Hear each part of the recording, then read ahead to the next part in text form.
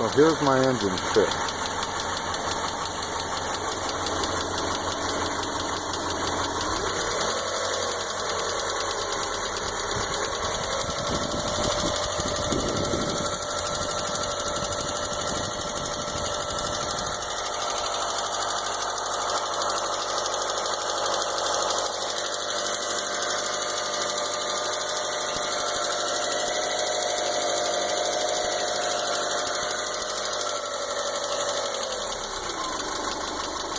Replaced lifters yesterday, bled them, did everything right, but I don't know what else to do besides dig deeper into the engine. Anybody else can help?